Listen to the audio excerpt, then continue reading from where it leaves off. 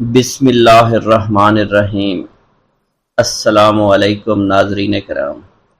پیارے دوستو، حضرت بو علی شاہ قلندر کا شمار برِ صغیر کے اکابر صوفیاء کرام میں ہوتا ہے۔ آپ حضرت امام ابو حنیفہ رحمۃ اللہ علیہ کی اولاد میں سے تھے۔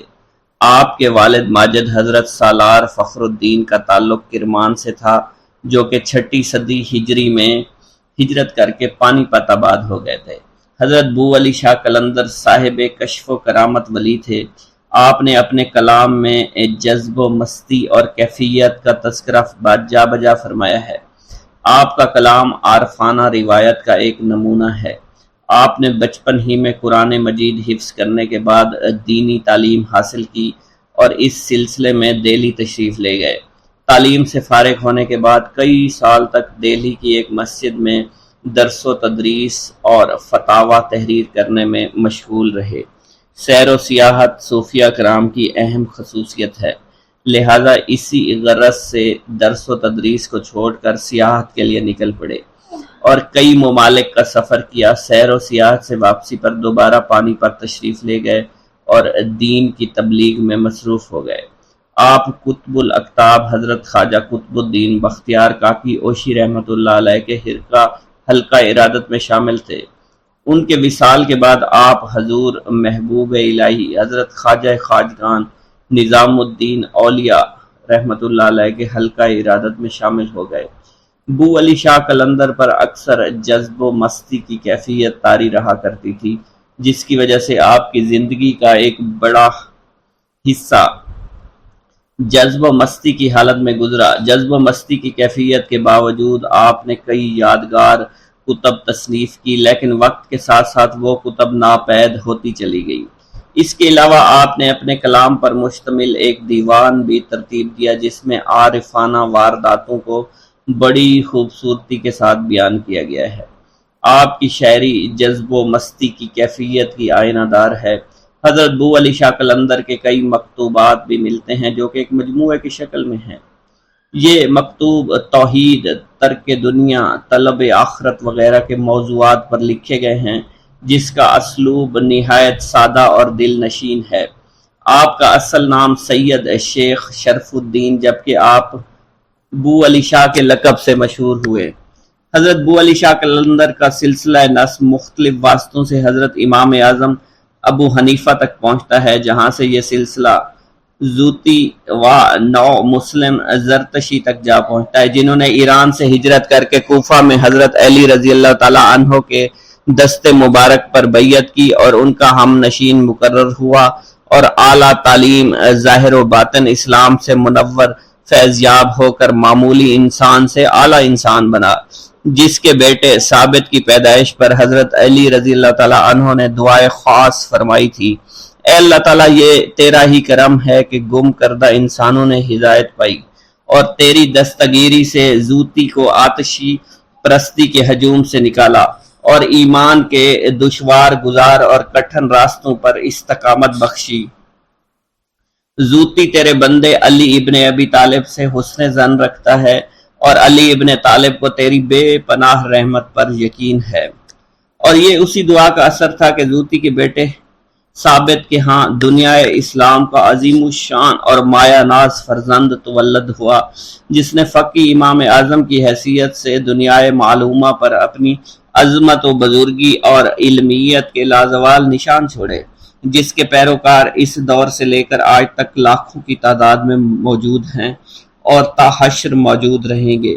یہ بزرگ حضرت نعمان بن ثابت المعروف ابو حنیفہ کے نام سے مشہور ہوئے۔ حضرت بو علی شاہ قلندر کا شجرہ نسب شیخ شرف الدین بو علی قلندر بن سالار فخر الدین ابن سالار حسن بن سالار عزیز بن فارس بن عبد الرحمن بن عبد الرحیم بن محمد وانق بن امام ابو حنیفہ رحمۃ اللہ علیہ۔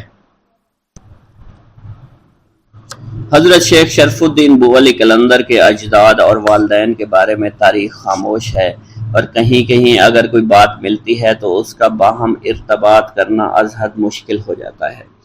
آپ کی والدہ ماجدہ کا نام بی بی حافظہ جمال تھا، جو مولانا سید نعمت اللہ کرمانی کی ہمشیرہ تھی، اور اپنے زمانے کی نیک پاک باز خواتین میں شمار ہوا کرتی تھی۔ آپ کے والد سالار فخر الدین کی دوسری بیوی تھی، کیونکہ ان کا پہلا عقد حضرت شیخ بہاؤالدین زکریا ملتانی کی دختر نیک اختر سے ہوا تھا اور وہ فوت ہو گئی تھی۔ چونکہ تاریخ وفات کے بارے میں تاریخ خاموش ہے، اس لیے اس بارے میں کچھ کہنا مشکل ہے۔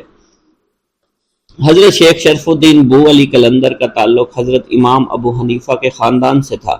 آپ کے جد امجد کا علاقہ کرمان ایران تھا، جہاں وہ مدت العمر سے رہتے چلے آئے تھے۔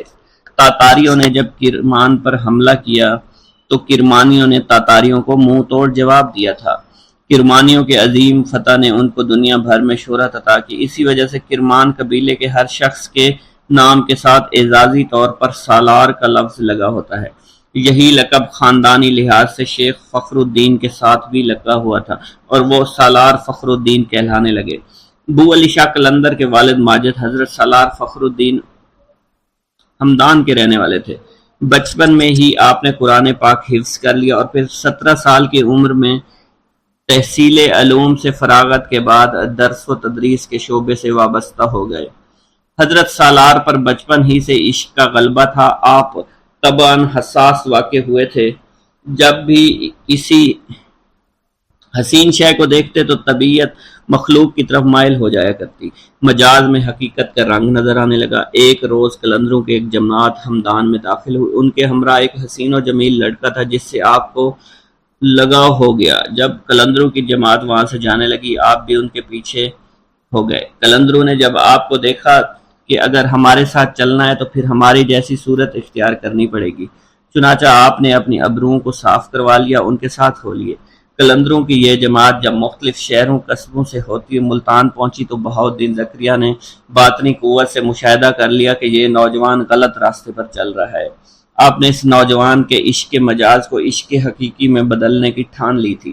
جب قلندروں کی یہ جماعت ملتان سے روانہ ہونے لگی تو بہاؤالدین زکریا ملتانی نے بارگاہ رب العزت میں دعا کی اور آسمان کی طرف نظریں اٹھا دی۔ اسی وقت زور کی آندھی چلی، سارے علاقے کو لپیٹ میں لے لیا، چاروں طرف اندھیرا پھیل گیا، قلندروں کی یہ جماعت بکھر گئی۔ حضرت سالار بھٹکے ہوئے حضرت بہاؤالدین زکریا ملتانی کے آستانے پر پہنچ گئے۔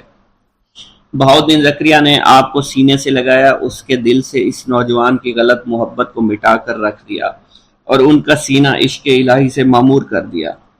بہاؤالدین زکریا نے انہیں علیحدہ حجرہ عطا فرمایا اور روحانی تربیت کی اور خرقہ خلافت سے سرفراز فرمایا۔ آپ کے والد فخر الدین سالار کو تصوف سے غیر معمولی حد تک لگاؤ تھا۔ عشق باطنی میں ان کی مشغولیات بے حد نمایاں تھی۔ اپنے اس عشق میں پایہ تکمیل تک پہنچنے کے لیے انہیں شیخ کامل کی ضرورت تھی۔ 14 سال تک ریاضت، عبادت اور مجاہدے میں مشغول رہے اور نمایاں مقام تصوف حاصل کیا۔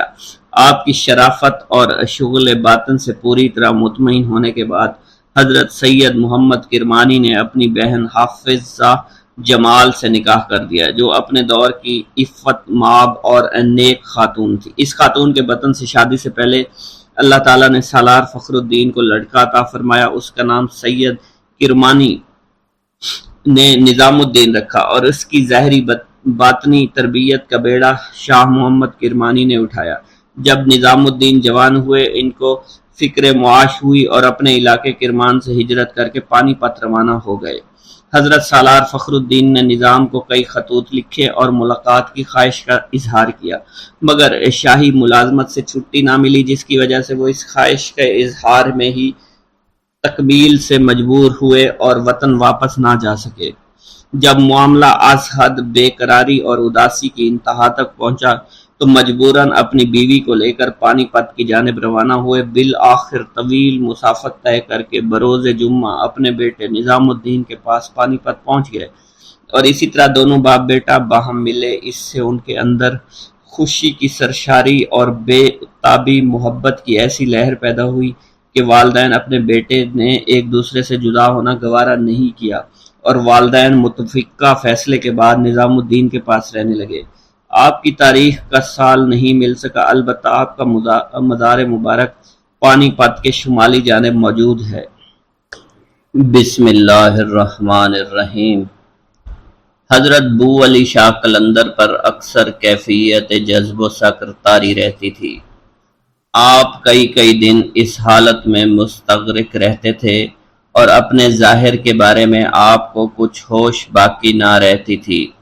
کتب سیر میں مذکور ہے، ایک مرتبہ کیفیت جذب و سکر میں آپ اس قدر مغلوب ہوئے کہ کئی دنوں تک ظاہری ہوش نہ رہا۔ اسی حالت میں آپ کی ریش مبارک بہت بڑھ گئی۔ پانی پت کے مفتی حضرات نے آپ پر زور دیا کہ اپنی ریش مبارک کو کٹوائیں اور اسی شرعی حالت میں لائیں۔ چونکہ آپ پر کیفیت سکر طاری تھی، اس لیے آپ نے ان کی باتوں پر توجہ نہ دی اور اپنی حالت میں مست رہے۔ ایک دن تنگ آ کر پانی پت کے مشہور مفتی ضیاء الدین نے آپ کی خدمت میں حاضر ہو کر کینچی منگوائی اور آپ کی ریش مبارک کو پکڑ کر کینچی سے کاٹ دیا اور کاٹ کر شرعی حالت میں کر دیا۔ آپ اسی دوران خاموش بیٹھے رہے۔ جب مفتی ضیاء الدین واپس چلے گئے تو آپ نے فرمایا، اے ریش، تو کتنی مبارک ہے جو دوبارہ شرعی حالت میں آ گئی۔ حضرت بو علی قلندر پر کئی مرتبہ ایسی کیفیت طاری ہوتی تھی کہ اسی دوران چڑیا کا چہکنا بھی آپ کو ناگوار محسوس ہوتا تھا۔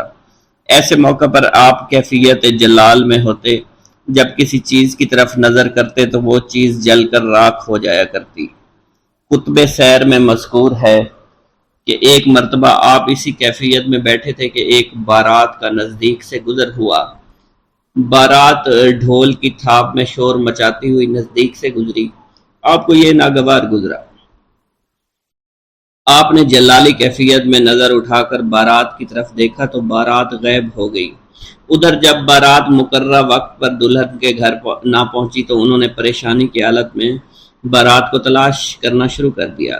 جب دلہن والے بارات کا معلوم کرنے ان کے گھر گئے تو محلے والوں سے پتہ چلا کہ بارات تو یہاں سے کافی دیر ہوئی جا چکی ہے۔ وہ لوگ مزید پریشان ہو گئے اور بارات کو پورے شہر میں تلاش کرنا شروع کر دیا، لیکن بارات کا کچھ پتہ نہ چلا۔ بالآخر وہ لوگ پریشانی کے عالم میں ایک بزرگ کے پاس تشریف لے گئے اور ان سے سارا ماجرا بیان کیا۔ ان بزرگ نے جب ساری بات سنی تو وہ خود پریشان ہو گئے اور بولے، غضب ہو گیا، تم فوراً حضرت بو علی قلندر کے پاس جاؤ۔ وہ لوگ حضرت بو علی قلندر کی خدمت میں حاضر ہوئے۔ آپ اس وقت ایک تالاب کے کنارے بیٹھے اس کی لہروں کو دیکھ رہے تھے۔ لوگوں نے آگے بڑھ کر قدم بوسی کی اور فرمایا، حضور، ہماری بارات غائب ہو گئی ہے، لہذا آپ ہمارے حال پر توجہ فرمائیے۔ بو علی قلندر نے فرمایا، اللہ کی نظر اور اس فقیر کی نیاز پکواؤ، بارات واپس آ جائے گی۔ چنانچہ ان لوگوں نے نیاز پکوا کر فقراء اور مساکین میں تقسیم کی اور حضرت بو علی قلندر کی خدمت میں حاضر ہو گئے۔ بو علی قلندر نے ان سے فرمایا، سامنے دیکھو۔ ان لوگوں نے نظریں اٹھا کر سامنے دیکھا تو بارات نظر آ گئی اور ڈھول کی تھاپ فضا میں بلند ہونا شروع ہو گئی۔ بارات والے ایسے خوش تھے کہ جیسے کچھ ہوا ہی نہیں تھا۔ اس واقعہ کے بعد حضرت بو علی قلندر کو لوگ قتال کے لقب سے یاد کرنے لگے۔ حضرت بو علی قلندر نے طویل عمر پائی۔ آپ نے اسی دوران 3 تغلق بادشاہوں کا دور دیکھا، جس میں غیاث الدین تغلق، محمد شاہ تغلق اور فیروز شاہ تغلق شامل ہیں۔ ایک مرتبہ سلطان غیاث الدین تغلق اپنے دور حکومت میں اپنے بیٹے محمد شاہ تغلق اور بھتیجے فیروز شاہ تغلق کے ہمراہ آپ کی خدمت میں حاضر ہوئے۔ کھانے کا وقت ہوا تو ان تینوں حضرات نے ایک ہی پیالے میں کھانا کھانا شروع کر دیا۔ بو علی قلندر نے جب یہ دیکھا تو فرمایا، اس وقت 3 بادشاہ ایک ہی پیالے میں کھانا کھا رہے ہیں۔ حاضرین محفل آپ کی اس بات کا مفہوم سمجھ نہیں پائے اور حیرانی سے ایک دوسرے کی طرف دیکھنے لگے۔ چنانچہ تاریخ نے یہ بات ثابت کر دی کہ حضرت بو علی قلندر کا فرمان حرف بہ حرف درست ثابت ہوا۔ سب سے پہلے غیاث الدین تغلق تخت نشین تھا۔ اس کے مرنے کے بعد اس کا بیٹا محمد شاہ تغلق تخت نشین ہوا اور پھر محمد شاہ تغلق کے مرنے کے بعد اس کا چچا زاد بھائی فیروز شاہ تغلق تخت نشین ہوا۔ ایک مرتبہ سلطان محمد شاہ تغلق حضرت بو علی شاہ قلندر کی خدمت میں حاضر ہوا اور 10 بستہ کھڑا ہو گیا۔ حضرت بو علی شاہ قلندر نے محمد شاہ تغلق سے دریافت کیا،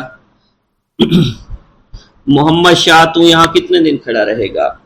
حضرت بو علی شاہ قلندر کی اس سوال سے مراد یہ تھی اور وہ اسی طرح کئی دیر تک حاضر خدمت رہے گا۔ سلطان محمد شاہ تغلق نے عرض کی حضور 3 دن رہوں گا۔ بو علی قلندر سلطان محمد تغلق کا جواب سن کر بولے تو 3 دن نہیں 4 سال تک یہاں رہے گا۔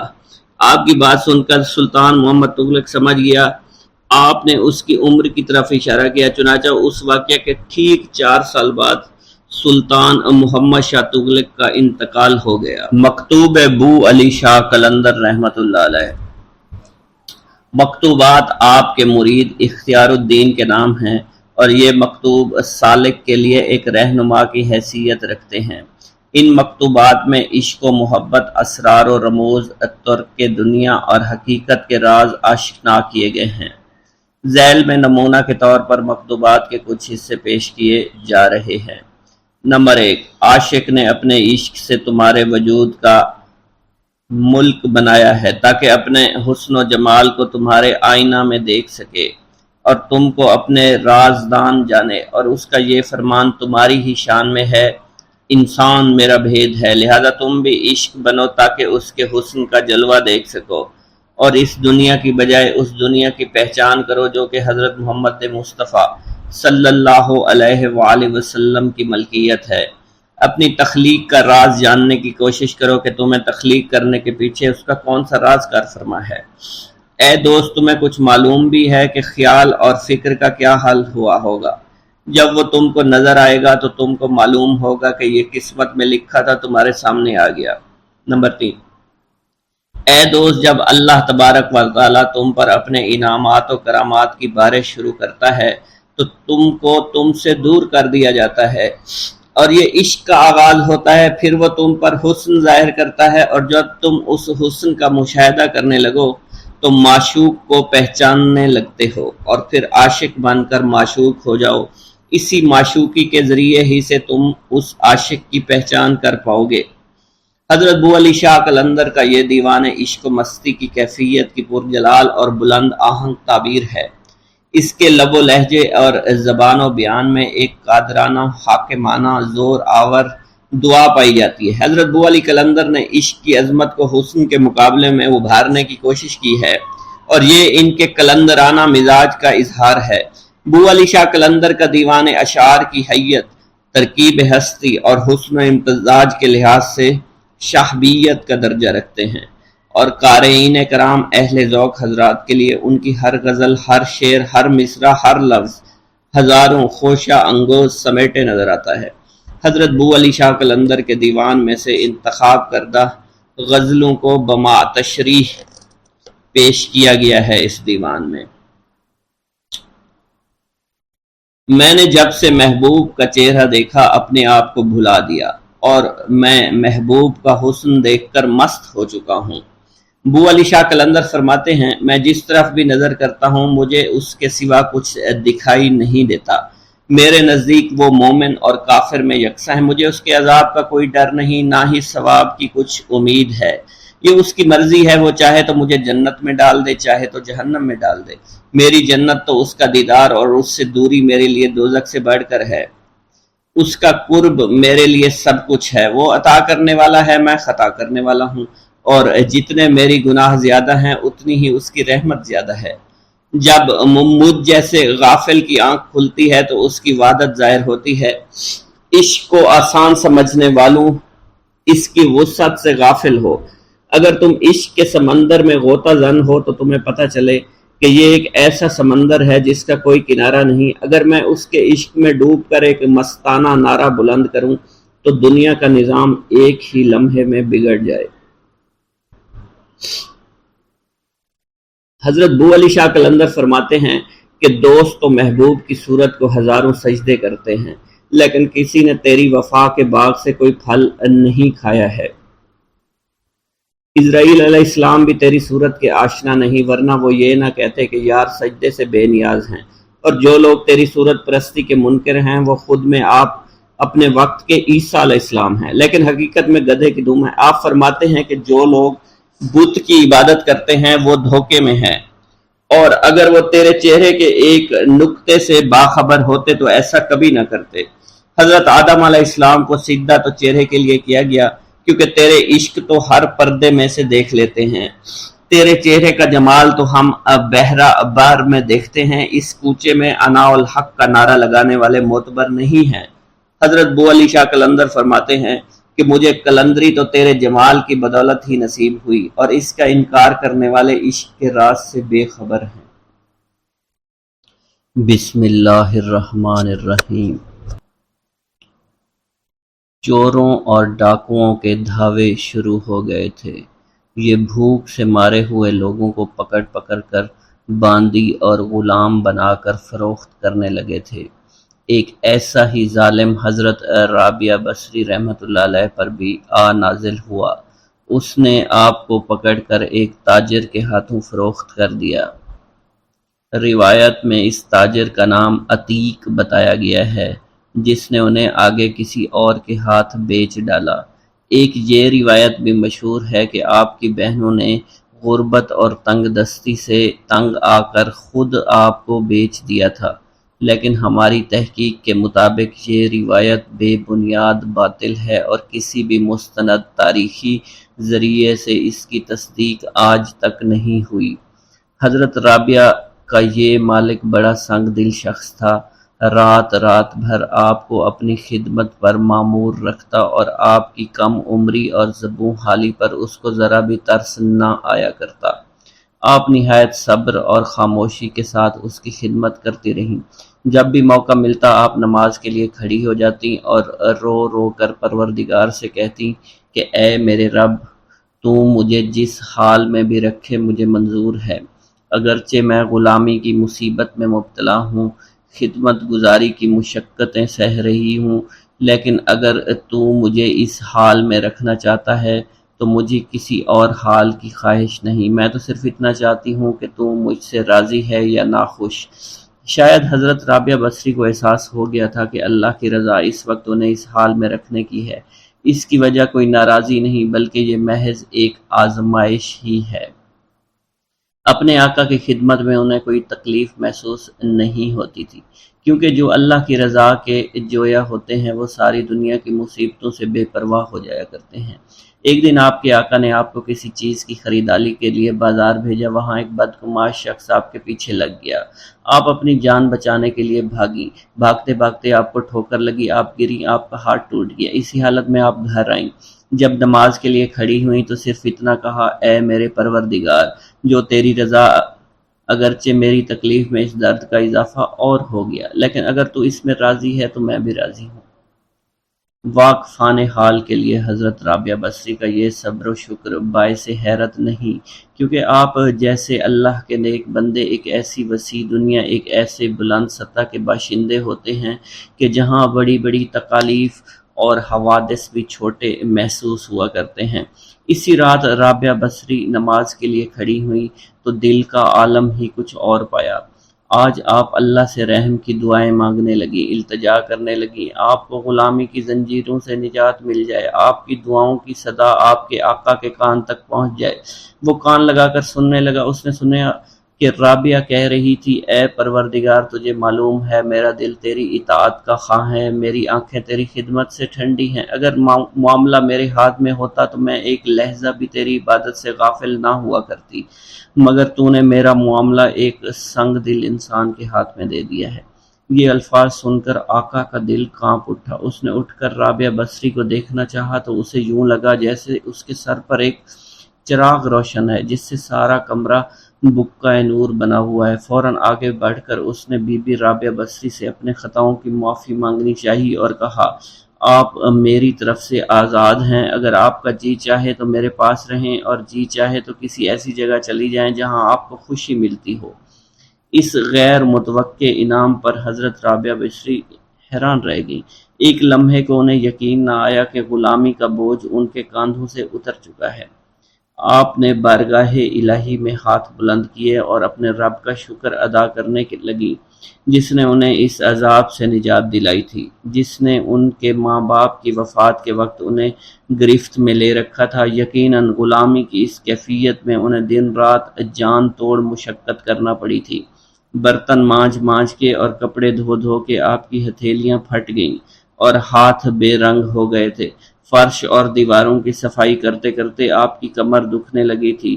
کھانا پکانے کے لیے چولہا روشن کرتے وقت سلگتی لکڑیوں میں پھونکے مارتے وقت دھوئیں کے مارے آپ کی آنکھوں سے آنسو بہنے لگے تھے، لیکن یہ سب تکالیف اس درد کے سامنے بے معنی تھی آپ جو اس وقت محسوس کرتی تھی جب آپ کو بارگاہ خداوندی میں حاضری دینے کا وقت نہیں ملتا تھا۔ آج آپ اس عذاب سے نجات پا گئی تھی۔ آپ کی دلی کیفیت کیا تھی، اس کے بارے میں ہمیں وہ پرندہ ہی بتا سکتا ہے جسے کف سے رہائی پا کر ایک بار پھر کھلی فضاؤں میں اڑنے کا موقع مل گیا ہو، پھر وہ قیدی جو عمر کاٹ رہا ہو۔ آپ نے اپنے سابقہ آقا کے لیے دعائے خیر کی اور اس کے گھر کو خیر باد کہہ دیا۔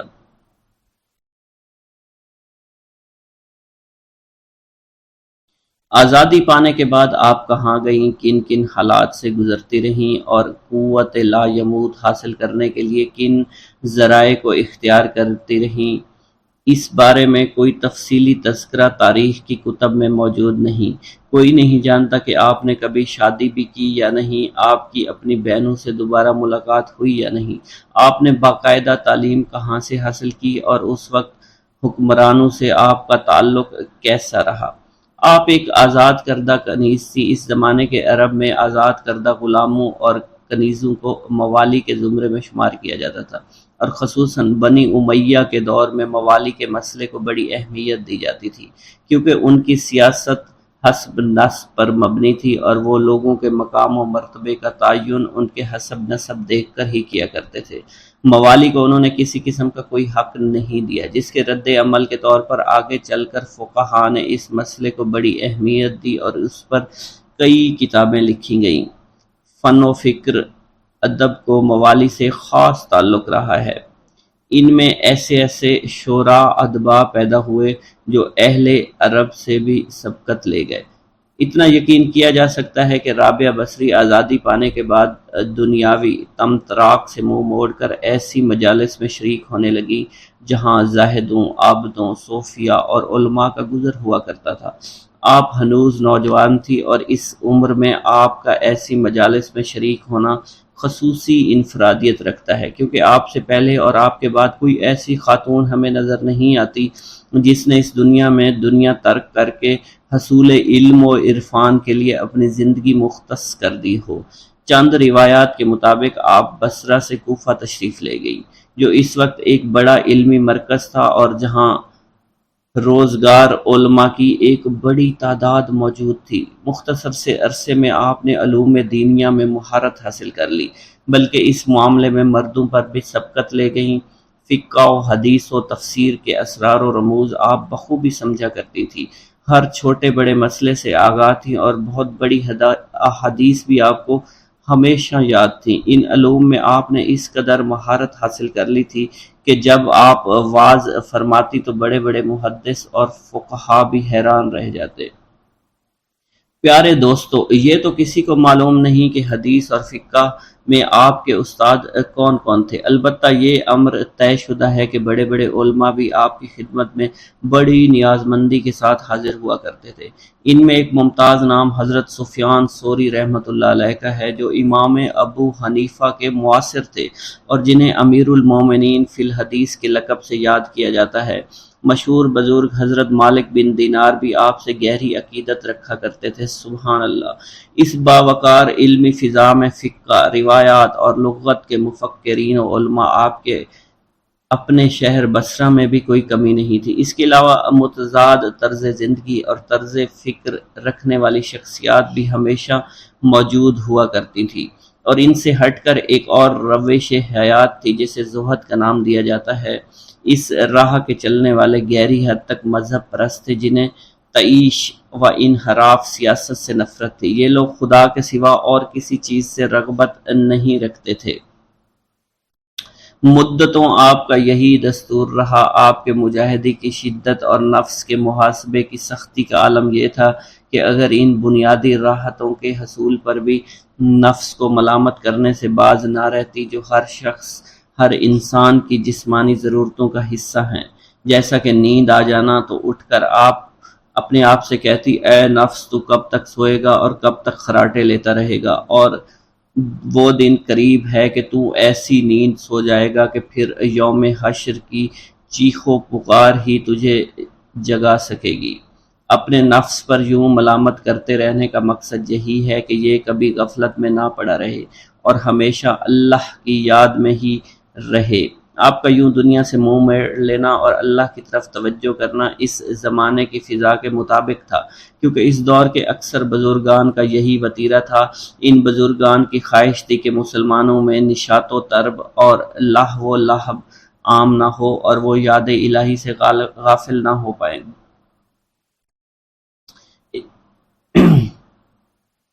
زہد ایسے بزرگوں کے لیے ایک پرسکون غار تھا جہاں یہ اہل عرب کی بیماریوں، نئے تہذیب و تمدن، نئے طریق ہائے فکر و بود سے بھاگ کر پناہ گزین ہو گئے تھے۔ ہر ملک، ہر زمانے، ہر مذہب میں ایک ایسا دور آتا ہے جب زہد ایسے ہی اسباب ظاہری باطنی کے تحت پروان چڑھنے لگتا ہے۔ بہت سے لوگ زہد کو فرار کی خاطر اختیار کرتے ہیں اور اس کے پس پردہ ان کی ناکامی کار فرما ہوتی ہے۔ زیادہ تر لوگ زندگی کی چھان بین کرنے سے پتہ چلتا ہے کہ ان زہد اصلاحاً کسی نفسانی محرومی کی وجہ سے تھا۔ ایسا بہت کم ہوتا ہے کہ زہد کسی کی فطری طبیعت طینت بن گیا ہو۔ زہد پسند حضرات اسباب دینوی سے از حد پرہیز کیا کرتے ہیں۔ حضرت رابعہ کے دور میں زہد باقاعدہ ایک فن بن چکا تھا جسے باقاعدہ سیکھا جاتا تھا۔ اس کا بانی حضرت حسن بصری کو سمجھا جاتا ہے جنہوں نے حزن و ملال کو زہد کا جزو بنا دیا۔ آپ دینوی زندگی میں زیادہ تر موت، حساب، اعمال اور دوزخ کا ہمیشہ ذکر کیا کرتے تھے۔ دوستوں اور مریدوں سے آپ کی زیادہ تر گفتگو آخرت کے متعلق ہی ہوا کرتی تھی۔ اس راہ میں مسلسل جد و جہد کرتے رہے یہاں تک کہ زہد و تقویٰ کے کمال تک پہنچ گئے۔ آپ کی شکل میں بصرہ کے ایک ایسے معلم زمانہ کو دیکھا گیا جس نے سینکڑوں کو تعلیم دی۔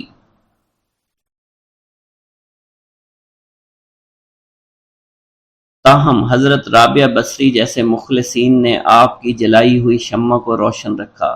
ہم خود کو اس قابل نہیں سمجھتے کہ ان نیک پاک ہستیوں کے طرز حیات پر حرف اعتراض اٹھائیں۔ اللہ کے بعض راز صرف اس کے خاص بندوں پر ہی افشاں ہوا کرتے ہیں اور ممکن ہے کہ یہ زاہدانہ طرز زندگی بھی انہی رازوں میں سے ایک ہو جسے سمجھ پانا ہر کس و نہ کس کے بس کی بات نہیں۔ پیارے دوستو، کیونکہ دنیاوی مال و متاع کو نہج کر زاہدانہ زندگی اپنا لینا ہر کسی کے بس کا روگ نہیں، تاہم حضرت رابعہ بصری رحمۃ اللہ علیہ جیسے مخلصین نے آپ کی جلائی ہوئی شمع کو روشن رکھا۔ ہم خود کو اس قابل نہیں سمجھتے کہ ان نیک پاک ہستیوں کے طرز حیات پر حرف اعتراض اٹھائیں۔ اللہ کے بعض راز صرف اس کے خاص بندوں پر ہی افشاں ہوا کرتے ہیں اور ممکن ہے کہ یہ زاہدانہ طرز زندگی بھی انہی رازوں میں سے ایک ہو جسے سمجھ پانا ہر کس و ناقص کے بس کی بات نہیں۔ محبت الہی کے راستے۔ رابعہ بصری جو پہلے ایک چھوٹی سی بیل پھر ایک تر شاخ کی مانند بنی، چند سال گزرنے پر ایک تناور سایہ دار میوہ دار درخت بن گئی۔ اس کے سائے میں وہ لوگ آرام کرتے تھے جو دنیا کی باد و سموم کے مارے ہوئے تھے، مگر اس کا پھل عارفوں کے سوا کسی نے نہیں چکھا، کیونکہ معرفت کے اس درجے تک تو اہل بصیرت ہی پہنچ سکتے تھے۔ حضرت رابعہ بصری کے زہد و عبادت کے ساتھ ساتھ یہ بھی چلتا رہا۔ ایک شعلہ عشق، معرفت باطن الجذاب، مادر اور تجرد کی صورت اختیار کر گیا۔ اب اس کی شمع بیداری اور دوسرے شب بیداروں کی طرح نہ تھی۔ اب وہ اللہ تعالیٰ کی عبادت، جنت کی طمع یا دوزخ کے خوف سے نہ ہوا کرتی تھی۔ وہ رات دن گریہ زاری کرتی رہتی، مگر حساب قیامت کے ڈر کی وجہ سے نہیں، جیسا کہ دوسرے لوگ حساب حشر سے ڈر کر گڑ گڑاتے ہیں، بلکہ اب ان کی زندگی ایک نئے موڑ کی طرف مڑ گئی تھی۔ ان کا مقصد صرف ایک ذات باری تعالیٰ تھی جو اہل نظر کرم کا حصہ ہوا کرتی ہے۔ اولیاء کے نزدیک جب تک انسان 4 بھٹیوں میں پگھلایا نہ جائے پختہ نہیں ہوتا۔ ان میں پہلی آگ فقر ہے، دوسری محبت، تیسری خدا کی تقدیر کا شکوہ نہیں کرنا یعنی بغیر چوں چرا تسلیم کرنے لینا، اور چوتھی روزی کی فکر سے فارغ ہو جانا یعنی اللہ پر مکمل بھروسہ کر لینا۔ جب تک 4 بھٹیوں سے گزرا نہ جائے کندن نہیں بنا کرتے اور نہ ہی عشق کے درجے پر پہنچا جا سکتا ہے۔ نبی کریم صلی اللہ علیہ وسلم نے فقر پہ فخر فرمایا۔ صوفیہ کا ایک مقولہ ہے، جب فقر پورا ہو جائے تو اللہ باقی رہ جاتا ہے، باقی تمام چیزیں ختم ہو جاتی ہیں۔ کیونکہ یہ دولت یعنی فقر آپ پر پوری ہو گئی، اس لیے راہ عشق کے مسافر پر لازم ہے کہ آپ صلی اللہ علیہ وسلم کی پیروی کریں، کیونکہ اتباع کی بدولت ہی اللہ کی بارگاہ میں محبوبیت کا درجہ حاصل ہو سکتا ہے۔ بسم اللہ الرحمن الرحیم۔ حضرت بو علی قلندر سے ملاقات۔ زندگی بھر عشق کی لو تیز رکھنی چاہیے تاکہ روشن جاویداں راہ عدم ہوتا رہے۔ دہلی میں قطب الاقطاب حضرت قطب الدین بختیار کاکی اوشی کی جانب سے باطنی اشارہ پا کر حضرت لال شہباز قلندر پانی پت حضرت شیخ شرف الدین بو علی قلندر کی خدمت میں حاضر ہوئے اور عرصہ تک ان کی صحبت سے فیض یاب ہوتے رہے۔ حضرت بو علی قلندر کی صحبت سے قلندری نسبت و طریقت کے بہت سے اسرار و رموز آپ پر ظاہر ہوئے۔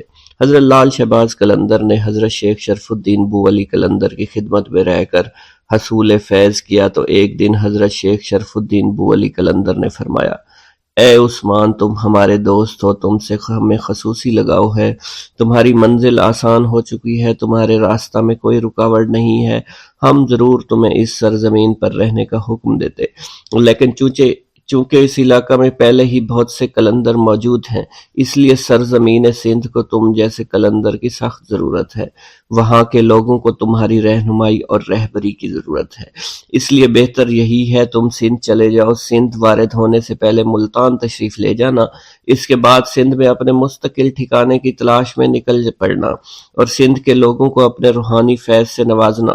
میں امید کرتا ہوں سرزمین سندھ میں بسنے والے اللہ کے بندے تمہاری صحبت سے ضرور فیض یاب ہوں گے۔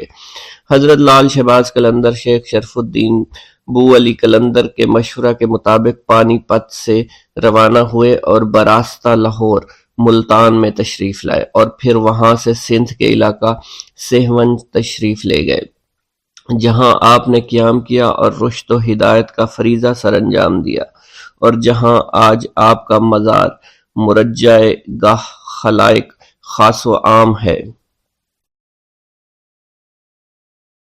حضرت جلال الدین سرخ بخاری سے حاکم بخارا نے برسر عام معافی مانگی اور اب بیٹی کا نکاح آپ سے کر دیا۔ حاکم بخارا کی بیٹی سے شادی کے بعد حضرت سید جلال الدین سرخ بخاری اور حضرت لال شہباز قلندر کچھ دنوں تک اس تاریخی شہر میں سکونت پذیر رہے اور مختلف صاحبان معرفت سے کسب فیض حاصل کرتے رہے۔ ایک دن حضرت جلال الدین سرخ بخاری پر جذب کی کیفیت طاری تھی۔ آپ نے اسی حالت میں حضرت لال شہباز قلندر کو مخاطب کرتے ہوئے فرمایا، سید، میں نے آسمان معرفت پر ایک شہباز کو اٹھتے ہوئے دیکھا ہے اور تم وہی شہباز ہو۔ چند ماہ بعد حضرت لال شہباز قلندر نے جلال الدین سرخ بخاری رحمۃ اللہ علیہ سے اجازت چاہی اور بخارا سے رخصت ہو کر روضہ حضرت سیدنا علی المرتضیٰ کی زیارت کے لیے نجف اشرف حاضر ہوئے۔ ایک رات آپ نے یہاں خواب میں دیکھا کوئی بزرگ آپ کو مخاطب کر کے کہہ رہے تھے، سید عثمان، تم بلا تاخیر کربلا معلیٰ چلے آؤ، وہاں تمہارے والد محترم مقیم ہیں اور تمہیں ملنے کے لیے بے قرار ہیں۔ اس واقعے کی تفصیل کچھ یوں ہے کہ حضرت لال شہباز قلندر حرمین شریفین کی زیارت اور حصول علم کی غرض سے طویل سفر پر روانہ ہوئے تو آپ کے والد گرامی حضرت سید کبیر کربلائے معلیٰ تشریف لے گئے۔ اب آپ کا آخری وقت آن پہنچا تھا اور وہ بیٹے کو یاد کر کے بہت روتے تھے۔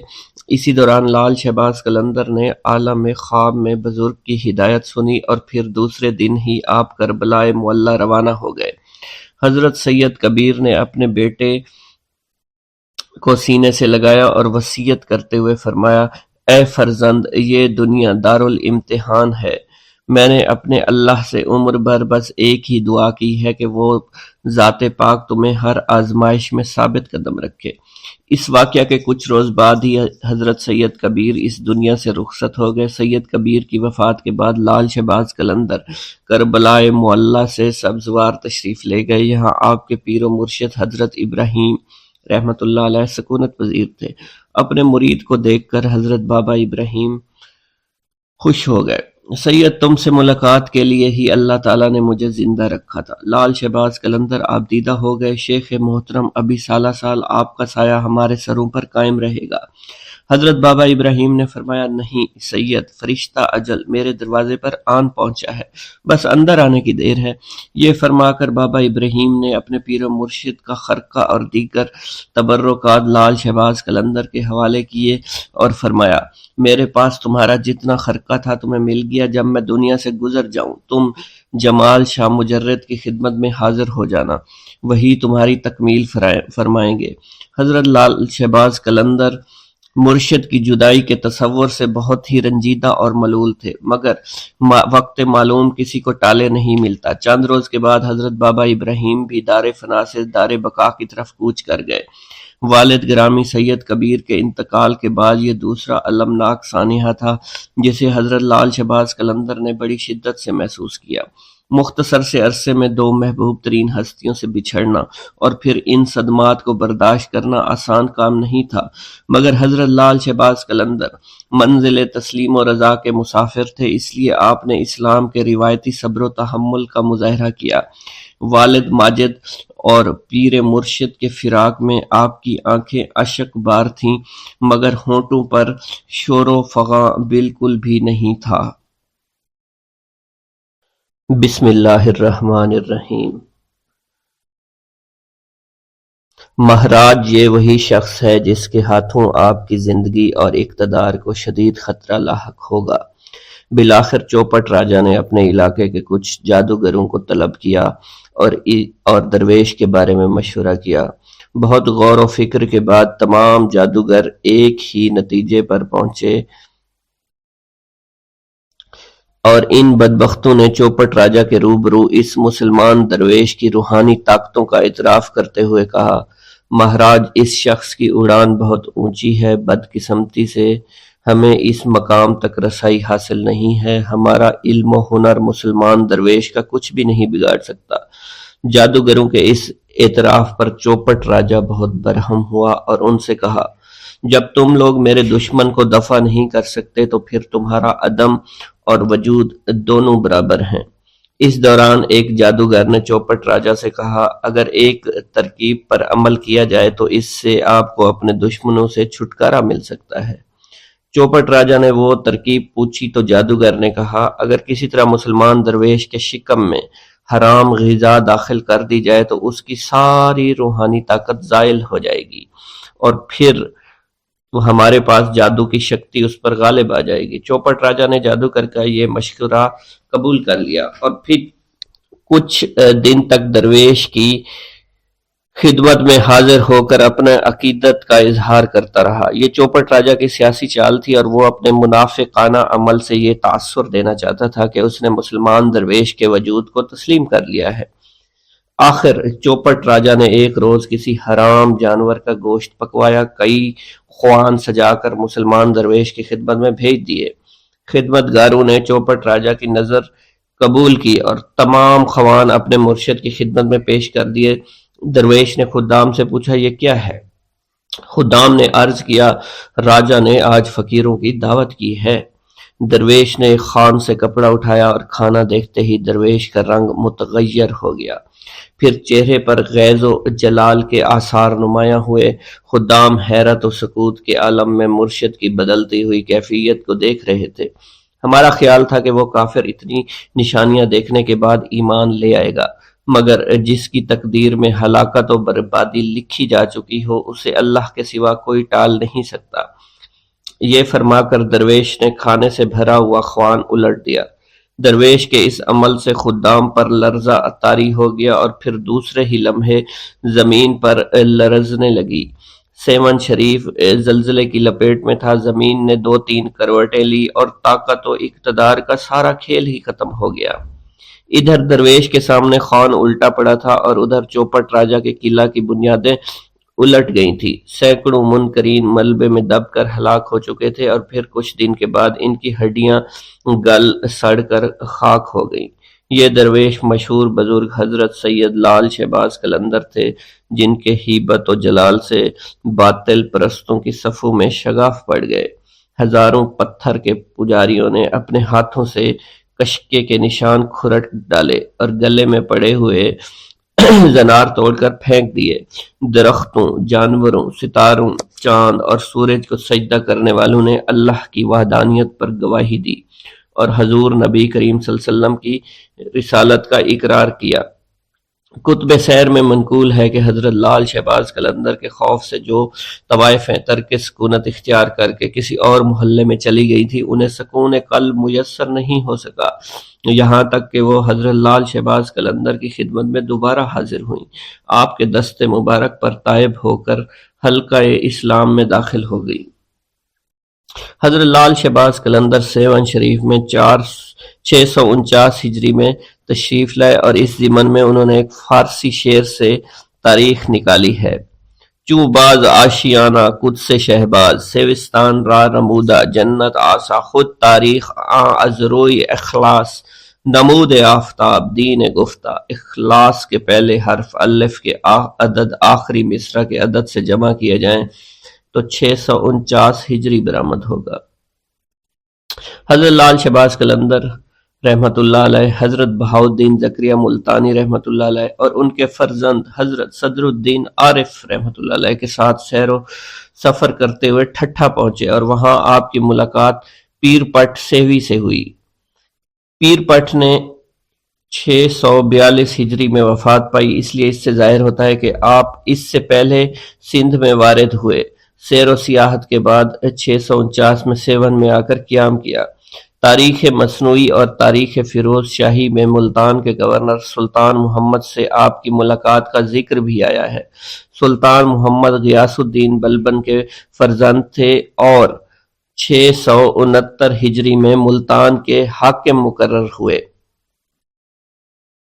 حضرت بہاؤالدین زکریا ملتانی کا وصال 661 ہجری میں ہوا تھا۔ اس سے واضح ہوتا ہے کہ حضرت لال شہباز قلندر 661 ہجری سے پہلے ملتان گئے تھے، جب حضرت بہاؤالدین زکریا ملتانی زندہ تھے، اور 669 کے بعد بھی ملتان گئے تھے جب سلطان محمد ملتان کے گورنر تھے۔ سیون میں آنے سے پہلے حضرت لال شہباز قلندر نے لکی میں حضرت سید صدر الدین سے ملاقات کی اور ان سے فرمایا: آپ اپنی اولاد میں سے ایک بیٹا مجھے ساتھ دے دیجئے تاکہ وہ ہمیشہ میرے ساتھ رہے۔ چنانچہ حضرت سید صدر الدین نے اپنے پوتے حضرت سید صلاح الدین کو دے دیا۔ سید صلاح الدین کو ہی حضرت لال شہباز قلندر کے دربار کی سجادہ نشینی نصیب ہوئی۔ ایک اور روایت کے مطابق حضرت لال شہباز قلندر اپنے تینوں احباب بہاؤالدین زکریا ملتانی، جلال الدین سرخ بخاری اور خواجہ فرید الدین مسعود گنج شکر کے ہمراہ حضرت سید صدر الدین سے ملے تھے۔ بہرحال سیون آنے سے پہلے سید صدر الدین سے ملاقات ضرور ہوئی تھی۔ لال شہباز قلندر کے آنے سے پہلے سیون کی سرسبزی اور شادابی میں کمی ہو گئی تھی، لیکن آپ کی آمد سے یہ علاقہ پھر سے سرسبز و شاداب ہو گیا تھا۔ لب جوہر سے نکلنے لگے نغمات درود، آئینہ تجھ کو جو دیکھے تو ثنا خواں ہو جائے۔ لال شہباز قلندر نے سندھ میں آ کر یہاں کے عوام کی روحانی اور اخلاقی اصلاح کی تھی۔ اصلاحی و تبلیغی مشاغل جاری کیے، لیکن تاریخ پر تاریکی کے گہرے پردے پڑے ہونے کی وجہ سے ہم اس تفصیل سے آگاہ ہی نہیں۔ آپ کا ایک کارنامہ تو یہ تھا کہ آپ کی آمد سے فاحشہ عورتوں نے فحاشی سے توبہ کر لی تھی، اور آپ نے اپنے معتقدوں کو سیون کو آباد کرنے اور یہاں کاشتکاری کا حکم دیا، جس سے یہ اندازہ ہوتا ہے کہ آپ کی تعلیمات میں محنت اور کسب حلال کا عنصر تھا۔ آپ نے تارک دنیا ہونے کی بجائے اپنی قوت بازو سے محنت کر کے روزی کمانے کی تعلیم دی۔ حضرت لال شہباز قلندر نے نہ صرف عوام کی روحانی اصلاح کے لیے کوشش کی، بلکہ عوام کی اقتصادی اصلاح پر بھی بھرپور توجہ دی۔ آپ کا تبلیغی و اصلاحی کام صرف سیون تک ہی محدود نہیں تھا، بلکہ آپ جگہ جگہ گھومتے رہے۔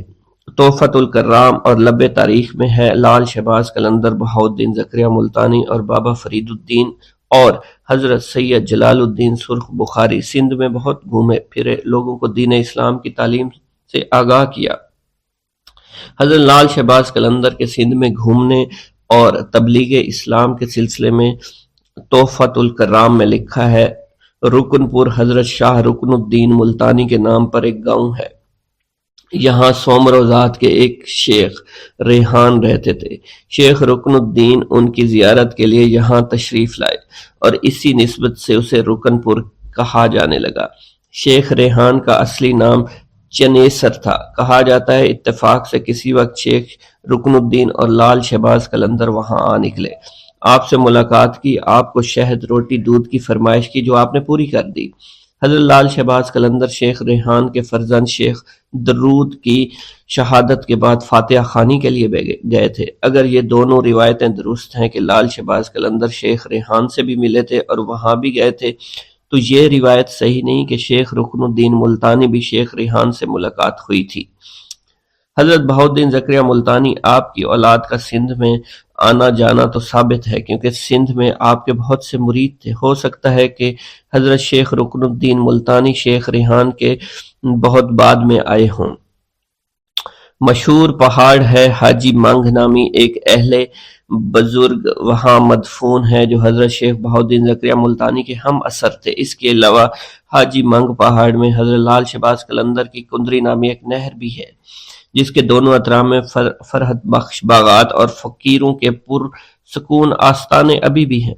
منگو پیر کراچی کے قریب ہے اور وہاں ایک نہر پر بقول میر علی شیر قانے حضرت لال شہباز قلندر کا اسم گرامی تھا۔ اس سے ظاہر ہوتا ہے کہ آپ وہاں گئے تھے۔ اس کے بعد اس نہر کا نام آپ کے نام پر پڑا تھا۔ اس سے اندازہ ہوتا ہے کہ سندھ میں آپ کی سیاحت کا دائرہ کار کتنا وسیع تھا۔ یہ تو پہلے بھی بیان کیا جا چکا ہے کہ آپ نے سندھ کی سیاحت تبلیغ کے لیے کی ہوگی، کیونکہ آپ سندھ کو نور ایمان سے منور کرنے کے لیے آئے تھے۔ حیدرآباد کے قریب گنجا تکر کے نزدیک غلام حسین میں حضرت لال شہباز قلندر کے چلہ کی جگہ مشہور ہے، جس سے اندازہ ہوتا ہے آپ نے حیدرآباد کی طرف بھی سیر و سیاحت کی۔ اس کے علاوہ ایک اور روایت میں آتا ہے کہ آپ نے حیدرآباد کے اطراف میں ساجن سوائی میں طارق الطویل سے بھی ملاقات کی۔ ایک اور روایت کے مطابق حضرت لال شہباز قلندر رحمت اللہ علیہ نے ٹھٹھا کے پیر پٹا سے بھی ملاقات کی۔ مولانا عبد القادر نے تصنیف حدیقت الاولیاء میں لال شہباز قلندر اور پیر پٹا کے درمیان تعلق کو یوں بیان کیا ہے: شیخ پٹا سرور سلطان دین، فارس میدان عرفان و یقین، واصل حق صاحب صدق و صفا، مظہر مجموعہ انوار حق، در من غار جبل مائی گرفت، لال وش در سنگ خار جا گرفت، از خلائق دور با حق در حضور،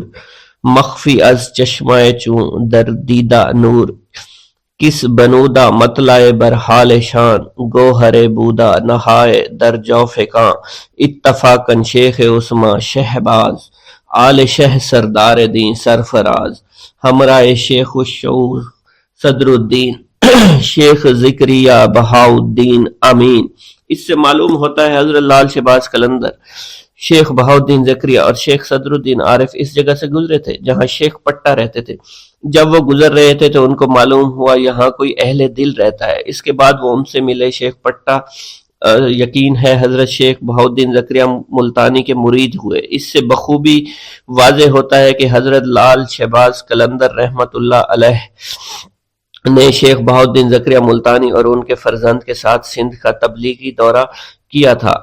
ایک اور روایت میں ہے کہ لال شہباز قلندر سیوت سے لاہور بھی گئے، وہاں سے ہنگلاک، پھر کراچی آ کر منگ پیر سے ملے۔ منگ پیر سے ملاقات کا ذکر تو صاحب تحفۃ الکرام نے بھی کیا ہے، جو تھوڑی دیر پہلے بھی بیان کیا جا چکا ہے۔ حضرت لال شہباز قلندر کا ملتان میں قیام۔ ملتان میں قیام کے دوران چونکہ ماہ رمضان کا مہینہ تھا تو ایک جگہ افطاری کا وقت قریب ہو گیا۔ سب نے مشورہ کیا کہ افطاری اسی جگہ پر کی جائے۔ چونکہ افطاری میں کافی وقت تھا تو آپ کے ساتھیوں میں سے کوئی پانی لینے کے لیے چلا گیا، کوئی جنگل میں لکڑیاں اکٹھی کرنے کے لیے چلا گیا۔ تھوڑی سی گندم آپ کے پاس موجود تھی جو حضرت لال شہباز قلندر رحمۃ اللہ علیہ نے پسوانے کے لیے رکھی ہوئی تھی۔ آپ اس گندم کو لے کر روانہ ہوئے۔ اس دور میں روایت کے مطابق یہ تھا کہ گھریلو عورتیں معاوضہ لینے کے بدلے میں گھر کی چکی میں گندم پیس دیا کرتی تھی۔ حضرت لال شہباز قلندر اس مقصد کے تحت ایک گھر کے قریب پہنچے جہاں پر آپ نے دیکھا ایک عورت اپنے گھر میں گندم پیس رہی تھی۔ اس عورت نے جب لال شہباز قلندر کو دیکھا تو وہ آپ کے حسن و جمال پر مائل ہو گئی، آپ پر دیوانہ وار عاشق ہو گئی۔ حالانکہ وہ عورت شادی شدہ تھی مگر پھر بھی اس کی نیت میں فطور آ گیا۔ وہ وہاں سے اٹھی، دروازے پر آ کر آپ سے پوچھنے لگی، آپ کس مقصد کے تحت میرے دروازے پر کھڑے ہیں؟ آپ نے اپنی گندم اس عورت کے حوالے کر دی اور کہنے لگے کہ میں آپ سے یہ گندم پسوانا چاہتا ہوں۔ وہ عورت گندم لے کر اپنے صحن میں واپس آ گئی اور گندم پیسنے لگی، لیکن اس عورت کی نیت بہت خراب تھی۔ اس نے گندم پیستے وقت لال شہباز قلندر کی طرف دیکھنا شروع کیا اور مسکرا کر بار بار آپ کی طرف متوجہ ہونے لگی۔ پیارے دوستو، یہ دیکھ کر حضرت لال شہباز قلندر نے عورت کی طرف کوئی توجہ نہیں دی اور سر جھکا کر آپ کے اللہ تعالیٰ کے ذکر میں مشغول ہو گئے۔ عورت بدستور للچائی نظروں سے آپ کی جانب دیکھتی رہی۔ اس کے ضبط کا بندھن اب ٹوٹ چکا تھا۔ لال شہباز قلندر عورت کی اس بری نیت کو دیکھ کر اٹھے، گندم وہیں چھوڑ کر گھر سے باہر جانے لگے۔ وہ عورت چونکہ بدکار تھی فوراً ہی سمجھ گئی کہ یہ درویش اب ہاتھ سے نکلنے والا ہے، چنانچہ اس نے آگے بڑھ کر آپ کا دامن پکڑ لیا اور زبردستی کرتے ہوئے آپ سے کہنے لگی، اگر آپ نے میری بات نہ مانی تو میں شور مچا دوں گی اور الزام لگا دوں گی۔ حضرت لال شہباز قلندر رحمۃ اللہ علیہ نے اس عورت کو سمجھاتے ہوئے کہا کہ تم ایک شادی شدہ عورت ہو، تمہارے لیے اپنے شوہر کے علاوہ کسی غیر مرد کی طرف بری نگاہ سے دیکھنا بھی بالکل حرام ہے۔ میں اس وقت روزے سے ہوں، مجھے تنگ نہ کرو، مجھے گناہ کی طرف رغبت مت دلاؤ۔ پیارے دوستو، آپ اس عزم کے ساتھ اس عورت سے بات کر رہے تھے اور اسے گناہ سے بچنے کی تلقین فرما رہے تھے، لیکن اس عورت پر شیطان پوری طرح سے غالب تھا، ہوس میں بالکل اندھی ہو چکی تھی۔ اس نے جب دیکھا کہ آپ کسی طرح اس کے قابو میں نہیں آ رہے تو اس نے غصے میں آ کر چور چور کا شور مچانا شروع کر دیا۔ پیارے دوستو، عورت کا شور سن کر ارد گرد کے گھروں سے لوگ دوڑتے چلے آئے، مجمع لگ گیا، سب لوگ اس سے پوچھنے لگے، بی بی کیا ہوا؟ عورت نے انہیں سارا واقعہ بیان کر دیا، چنانچہ لوگ دونوں کو لے کر شہر کے قاضی کے پاس پہنچ گئے۔ وہاں قاضی نے عورت سے ساری صورتحال پوچھی تو عورت نے وہی بات بتائی جو اس نے اپنے محلے داروں کو بتائی تھی۔ آپ قاضی حضرت لال شہباز قلندر کی طرف متوجہ ہوا تو اس نے آپ کی طرف دیکھا تو اس پر عجیب قسم کا رعب اور دبدبہ طاری ہو چکا تھا۔ اس نے محسوس کیا کہ یہ کوئی نیک انسان ہے۔ آپ کے چہرے سے شرافت ٹپک رہی تھی، اس لیے قاضی نے بڑے مؤدبانہ انداز سے کہا، اے آدمی، اس عورت نے تم پر بڑا ہی گھناؤنا الزام لگایا ہے، تم اس کے جواب میں کیا کہنا چاہتے ہو؟ یہ الزام ایسا ہے کہ سوائے گواہ پیش کرنے کے کوئی صورت نہیں آتی۔ تب حضرت لال شہباز قلندر رحمۃ اللہ علیہ نے بڑے اعتماد اور تسلی سے جواب دیا، اے قاضی، اللہ نقائص سے پاک ہے اور اللہ ہی کی ذات ہے، کسی کے عیب کو ظاہر کرنا کوئی اچھی بات نہیں۔ اگر اس بات پر اصرار کرتے ہیں کہ میں اپنی صفائی میں گواہی پیش کروں تو میرا گواہ اس عورت کا شیرخوار بچہ ہے جو اس وقت جھولے میں لیٹا ہوا ہے اور وہاں پر سب کچھ دیکھ رہا تھا۔ تمام لوگ آپ کی یہ بات سن کر حیران ہوئے۔ قاضی کہنے لگے کہ یہ کیسے ممکن ہے، ایک شیرخوار بچہ گواہی دے گا؟ یہ تو ابھی بول بھی نہیں سکتا۔ آپ قاضی کی بات سن کر فرمانے لگے جہاں تک اس بچے کے کلام کی بات ہے تو اس بچے سے وہی کلام کرائے گا جس نے بچپن میں حضرت عیسیٰ علیہ السلام سے کلام کرایا تھا۔ پیارے دوستو، قاضی آپ رحمت اللہ علیہ کا یہ جواب سن کر ہکا بکا رہ گیا۔ تمام حاضرین بھی ساری کارروائی دیکھ رہے تھے، وہ بھی حیران تھے۔ اب قاضی نے بچے کے باپ کو حکم دیا کہ وہ بچہ لے کر اس کے سامنے آئے۔ چنانچہ لال شہباز قلندر نے بچے کو دیکھ کر اس سے مخاطب کرتے ہوئے کہا اور فرمانے لگے، اے معصوم بچے، وہ ذات باری تعالیٰ جس نے حضرت عیسیٰ علیہ السلام کو کلام کرنے کی قوت عطا فرمائی تھی، تم اس وحدہ لا شریک کو حاضر و ناظر جان کر گواہی دو کہ جس وقت میں تمہارے گھر میں موجود تھا تو تم نے اس وقت اپنی آنکھوں سے کیا دیکھا تھا اور ہمارے درمیان کیا گفتگو ہوئی تھی۔ پیارے دوستو، اللہ کی قدرت کاملہ اور لال شہباز قلندر کی کرامت ملاحظہ فرمائیے کہ وہ شیر خوار بچہ اپنے باپ کی گود میں سے بولا، اس نے جو کہا اور جو کچھ بھی کیا ہے یہ نیک آدمی کہہ رہا ہے بالکل سچ ہے، اور یہ میری ماں جھوٹ بول رہی ہے، میری ماں جھوٹی ہے، اصل خطا کار میری ماں ہے۔ اس نے بری نیت سے اس شخص کے دامن کو کھینچا تھا۔ پیارے دوستو، بچے کے منہ سے یہ الفاظ سننے تھے کہ وہاں موجود تمام لوگوں پر ایک دم سے لرزہ طاری ہو گیا۔ وہ حیران اور پریشان حیرانی کے سمندر میں بالکل گم ہو چکے تھے۔ قاضی صاحب بھی اس سب واقعہ سے بہت حیران اور پریشان ہو گئے۔ یہ دیکھ کر قاضی اپنی جگہ سے اٹھا اور لال شہباز قلندر کے ہاتھوں کو بوسہ دے دیا۔ قاضی نے آپ کو اپنے ساتھ بٹھایا۔ پیارے دوستو، اب اس عورت کی آنکھوں سے برائی کی پٹی اٹھ چکی تھی اور وہ بھی اپنے گناہوں پر بڑی شرمندہ تھی، اس لیے عورت نے آپ سے معافی مانگ لی اور آئندہ گناہوں سے بچنے کے لیے توبہ کر لی۔ پیارے دوستو، ایک بار درویشوں کا ایک قافلہ سفر کرتا ہوا ایک جنگل میں پہنچا۔ جنگل کے ساتھ ایک وسیع و عریض میدان تھا، تاہم اس میدان کے کچھ فاصلے پر چھوٹے چھوٹے مکانات موجود تھے۔ البتہ اس میدان کے عین بیچوں بیچ ایک بوڑھا درخت بھی موجود تھا جو گھنا تھا اور اس کی شاخ دور دور تک پھیلی ہوئی تھی۔ درویشوں کا یہ قافلہ صحرا میں لمبا سفر طے کرتا ہوا یہاں پہنچا تھا۔ قافلے کے سردار نے انتہائی عاجزی سے اپنے عقیدت مندوں سے کہا، ٹھہر جاؤ، ہماری منزل آ گئی ہے، ہمیں یہیں ٹھہرنا ہے۔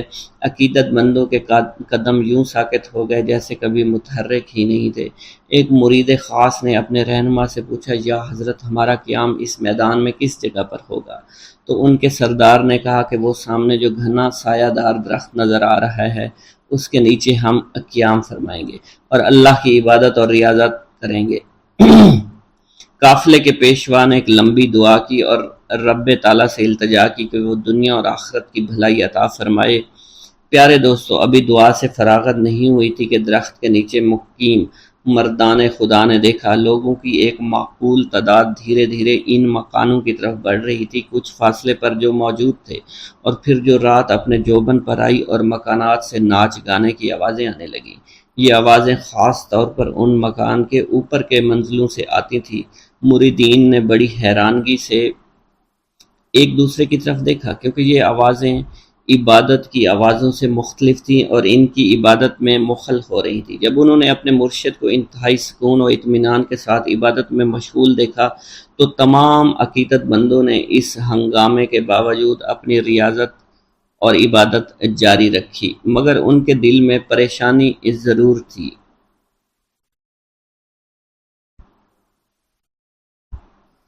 آدھی رات کے بعد سب آہستہ آہستہ واپس جانے لگے، شور شرابہ تھم گیا، ناچ گانے کی آوازیں دم توڑ گئیں۔ یوں رات تمام عقیدت مندوں نے نماز فجر انتہائی سکون اور اطمینان کے ساتھ ادا کی اور اللہ تعالیٰ سے التجا کی، اے رب کائنات، مکانوں کے رہنے والے بھٹکے ہوئے لوگ محسوس ہوتے ہیں اور انہیں ہدایت کی راہ سے آشنا کر دے، ہمیں ذکر و فکر کے دوران سکون و اطمینان عطا کر، بے شک تو ہر چیز پر قدرت رکھتا ہے اور جسے چاہے ہدایت دے، فیض یاب کرنا تیرا ہی کام ہے اور تیری مرضی اور تیری منشا کے بغیر کسی کو ہدایت مل ہی نہیں سکتی۔ پیارے دوستو، جب سورج نے اپنی حرارت سے زمین کو گرمانا شروع کیا تو ان مکانوں کے مکین باہر نکلنا شروع ہوئے۔ تو مردان درویش میں سے 2 آدمی ان کے پاس گئے تاکہ پتہ کر سکیں کون لوگ ہیں، ان کا تعلق کس مذہب سے ہے، ان کا معاش کیا ہے۔ معلوم ہوا کہ وہاں پر زیادہ تر ہندوؤں کی تعداد تھی، جن میں کثیر تعداد بازاری عورتوں کی تھی جن کا ذریعہ معاش ناچ گانا بدکاری تھا۔ وہاں رات ہوتے ہی ادھر ادھر کے عیاش پسند لوگ آ جاتے، گناہوں بدکاریوں کا بازار گرم کرتے اور صبح تک جیبیں خالی کر کے گھروں کو لوٹ جاتے، اور یہ صورتحال کئی سالوں سے جاری تھی۔ بازاری عورتوں کی سرپرستی وہاں کے بدگماش ہندو کیا کرتے تھے اور باقاعدہ طے شدہ بھتہ بھی وصول کرتے۔ ان تمام صورتحال کا علم ان مسلمانوں کو ہو گیا جو انتہائی قلیل کردار میں وہاں رہتے تھے، لیکن وہ اس بارے میں کچھ نہیں کر سکتے تھے۔ وہاں کے رہائشی مسلمانوں کو جب اللہ کے ولی کی آمد کا علم ہوا، وہ دوڑے چلے آئے ان کے ڈیرے پر اور ان سے مؤدبانہ درخواست کی، ہم لوگ ان بازاری عورتوں اور ان کے سرپرست ہندوؤں سے بہت تنگ ہیں، ہمارے پاس اتنے وسائل نہیں، ہم یہاں سے چلے جائیں، اگر ہمارا بس چلے تو ہم ایک لمحے کے لیے یہاں نہیں ٹھہریں گے، مگر ہماری تنگ دستی اور ہماری مجبوریاں ہمارے آڑے آ رہی ہیں۔ آپ لوگوں کو ہمارا مشورہ ہے کہ آپ یہاں سے کسی اور جگہ چلے جائیں، کیونکہ یہ جگہ آپ جیسے خدا پرست لوگوں کے قابل نہیں ہے، اور آپ کی کوئی مجبوری بھی نہیں ہے، اور نہ ہی آپ کے آبائی مکانات یہاں موجود ہیں۔ آپ کو جہاں بھی چاہیں آپ ڈیرہ ڈال سکتے ہیں، آپ یہاں پر عبادت ریاضت پرسکون طور پر کبھی نہیں کر سکیں گے۔ ہم خود یہاں پر بہت زیادہ تنگ ہیں، ہم نہیں چاہتے کہ آپ جیسے نیک دل لوگ اس قدر ناپسندیدہ ماحول میں رہیں اور خواہ مخواہ تنگ اور پریشان ہوں۔ آپ کی پریشانی ہم سے دیکھی نہیں جائے گی، ہمیں اس بات کا بہت زیادہ دکھ پہنچے گا۔ پیارے دوستوں، مریدین نے بھی اپنے مرشد سے کسی قسم کے جذبات و احساسات کا اظہار کرنا شروع کر دیا، اور اس طرح کہ یا حضرت اس قدر غیر پاکیزہ ماحول میں ہم اپنی عبادات کیسے کریں گے، اور یہاں کے مسلمانوں کا مشورہ بے انتہائی مناسب اور درست ہے کہ ہمیں یہاں سے کہیں دور چلے جانا چاہیے۔ یہ مشورہ سننے کے بعد مریدین نے کہا کہ مرشد کے چہرے پر جلال اور آنکھوں میں ایک اندھی چمک پیدا ہو گئی۔ انہوں نے پہلے تو اللہ اکبر کا نعرہ لگا، پھر کلمہ استغفار پڑھا، اس کے بعد اپنے عقیدت مندوں سے فرمایا، تم لوگ یہ مت سمجھو کہ ہم یہاں پر عارضی طور پر قیام کرنے کے لیے آئے ہیں، ہم یہاں پر بڑا لمبا عرصہ قیام کریں گے۔ تم لوگ بخوبی جانتے ہو کہ جہاں اندھیرا ہوتا ہے چراغ اور شمع کی ضرورت وہیں پڑتی ہے، اور مسلمان تو شمع کی مانند ہوتے ہیں، ان کی حیثیت چراغ کی طرح ہوتی ہے، اور جہاں اندھیرا نظر آتا ہے وہاں اجالا کرنے کے لیے پہنچ جاتے ہیں۔ ان بھٹکے ہوئے لوگوں کو خدا کی راہ پر لانا ہمارا اولین فرض ہے۔ ہم یہاں کے لوگوں کو ناپاکی سے دور کر کے دم لیں گے، بگڑے ہوئے مردوں عورتوں کی اصلاح کریں گے، اللہ تعالیٰ کی مدد سے اس علاقے کی تمام تر گمراہی کو دور کریں گے۔ وہ دن ضرور آئے گا جب یہاں پاکیزگی کی خوشبو چاروں طرف پھیل جائے گی، وحدانیت کا نور پھیلے گا اور تمام قسم کی خرافات کا کلا کما ہو جائے گا۔ پیارے دوستو، آپ کے بتاتے چلیں کہ ان مرشد کا نام حضرت لال شہباز قلندر تھا، اور وہ سندھ کی دھرتی پر تشریف لائے تھے، اور انہوں نے سندھ کی دھرتی کو تمام برائیوں سے پاک کیا اور اللہ تعالیٰ کی وحدانیت کا نور ہر جگہ پھیلا دیا۔